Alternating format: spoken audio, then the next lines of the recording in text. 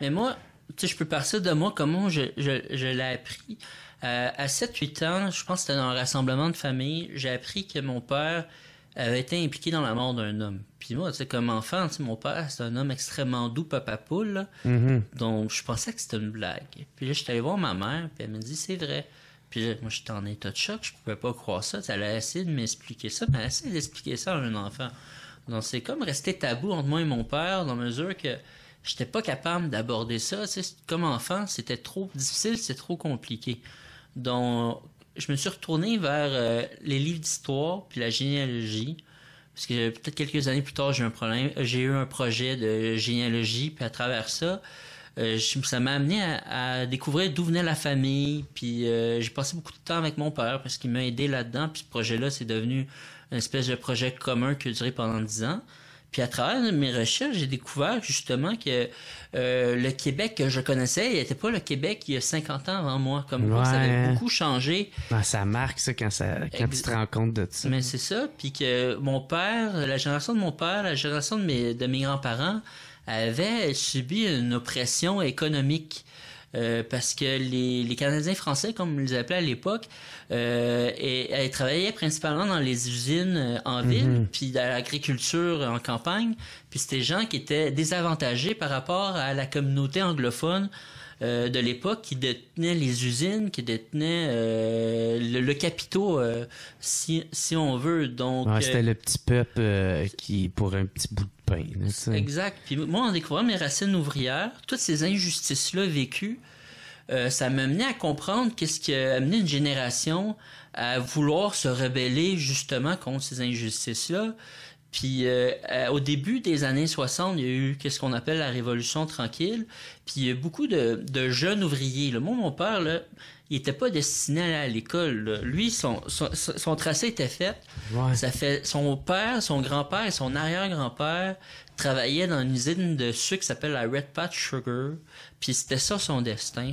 Jusqu'à temps qu'il découvre, grâce à la Révolution tranquille, qu'il pouvait peut-être aller ailleurs. Puis tu sais, à l'époque, les gens disaient avoir un job en usine, c'était pas comme c'était un privilège là, parce que c'était pas tout le temps qu'il y avait des jobs. Ouais, ça c'était d'avoir une job, c'était exact. Ouais. Malgré les conditions de travail qui étaient. Tu vois tout dans ton documentaire, tu le vois, tu sais de la façon que ton oncle qui est compte puis qui raconte tout ça, tu vois tout en détail, même avec tes archives, c'est super bien fait. Là, c'était des conditions inhumaines là. Aujourd'hui là, ça se peut pas des conditions de même en tout cas au Québec.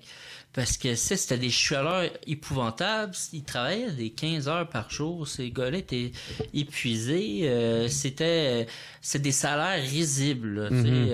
Genre 2 à 5 sous la journée. Donc, on était complètement ailleurs. Puis, il y avait des événements comme... il y a des collègues de travail dans mon grand-mère qui sont morts pendant l'usine. Juste pour te dire que le mépris, justement, des propriétaires des usines. À un moment donné, il y a un collègue de mon grand-père qui avait comme des grosses marmites qui chauffent le sucre. Il est tombé dans la marmite. Puis, ils ont juste trouvé sa montre. Puis, ils ont vendu le sucre quand même. Là. Oh, ouais. Donc, c'était ce genre d'histoire-là. Puis, mon père, lui, il avait la chance d'être... dans les meilleurs de classe, parce que mon père, c'était un homme curieux. Puis il a vu que au Collège Sainte-Marie à Montréal, il y avait une possibilité pour les fils d'ouvriers de continuer les études. C'était comme un nouveau programme. Non, il est allé là. Puis lui, comme d'autres personnes de sa classe, ils ont pu mettre des mots sur l'injustice qu'il ressentait. Tu sais, mon père, à l'école, là, il a appris des concepts et tout ça. Puis quand il est revenu dans sa communauté, c'était comme une transmission. C'est ces gens qui venaient de quartiers pauvres-là, qui allaient chercher la connaissance et le savoir, allaient dire ça à leurs parents, puis ils faisaient de l'instruction à l'envers. Mon père a passé beaucoup de temps avec ma grand-mère. Il dit, regarde là les injustices, là, les politiciens, ils travaillent pas pour nous autres, les ouvriers de Ville-Jean-Cartier, ils travaillent pour les banquiers de la rue Saint-Jacques. Puis ils arrivaient à mettre des mots sur qu'est-ce qu'ils ressentaient. Hein. Exactement. Donc ça, c'est sûr que ça a créé un bouillonnement de la jeunesse, parce qu'à l'époque, à cause du baby boom, la majorité des Québécois en bas de 30 ans, qui fait que ces gens-là ont eu des revendications sociales, ils sont allés dans la rue, puis ça a fait avancer des dossiers. Mais souvent, dans les cours d'histoire, on présente à tort comme quoi que du jour au lendemain, ça s'est réglé. Tu sais, il y a eu, on aime ça dire, c'était la grande noirceur avec Maurice Duplessis. Et après, il y a eu l'élection des libéraux avec des réformes importantes. Puis du jour au lendemain, tout s'est réglé. Mais en réalité, il y avait beaucoup de combats qui étaient encore à régler. Puis pour du monde, ça allait pas assez vite. Puis à la fin des années 60, à la fin des années 60, qu'est-ce qu'on est moins su, c'est que les gouvernements ont commencé à avoir peur justement de toutes ces manifestations dans la rue et de ces revendications qui étaient comme très avant-gardistes, que ce soit la lutte pour les femmes, que ce soit le fait de pouvoir l'affichage en français à Montréal et tout ça. Donc, il y a eu des lois anti-manifestation. Puis là, on est dans une époque où la seule façon de communiquer à longue échelle, c'est la rue, puis les journaux, là, t'as pas de réseaux sociaux et tout ça. Donc leur seule façon... C'est les années 60, ça? C'est les années 60. Ouais. Donc, Peace and Love. Peace and Love et compagnie. Ouais. Tout ce qu'il y avait, eux, c'était la rue. Mm-hmm. Puis du jour au lendemain, à Montréal, le maire Drapeau a dit plus le droit de manifester, à moins qu'il y ait des festivités pour la Coupe Grey ou des trucs comme ça.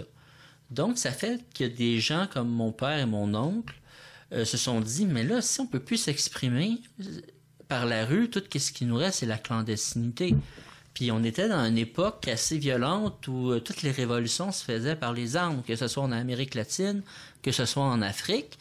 Donc, c'est sûr qu'ils se sont influencés de ça. Puis aussi, tu te faisais tabasser dans la rue, tu sais. Ah, ben parce oui. qu'il y a un extrait aussi que tu montres, là, tu sais, quand il y a Pierre-Éliott Trudeau qui se fait garrocher des roches, puis ton père se fait arrêter, puis ton oncle qui se fait sauver, puis tout le monde se fait tabasser à coups de bâton, de matraque, puis... Mais c'est très important parce qu'on parle beaucoup de la violence du FLQ, puis effectivement, ça a été très violent, mais on parle très peu de la violence politique et policière de l'époque. Parce que si tu avais des idées divergentes, qui étaient l'indépendance du Québec à l'époque, tu te faisais vraiment traiter comme la pire racaille. Ouais, là. Il y avait une haine là, de l'indépendantisme. Exactement, là. Puis tu te faisais tabasser dans les rues. Il était très violent, comme tu parles lundi de la matraque, où justement Pierre-Éliott Trudeau avait dit je vais mettre le nationaliste canadien français au pas. Puis quelques jours après, il s'en va à la fête des Canadiens français, un peu pour les baver. Puis il avait provoqué lui-même un émeute. Il avait lui-même provoqué un émeute. Donc c'est ça, ce genre d'action-là, le fait qu'on soit traité comme ça, à force de recevoir des coups, tu peux comprendre que là, il y a des gens qui veulent répliquer.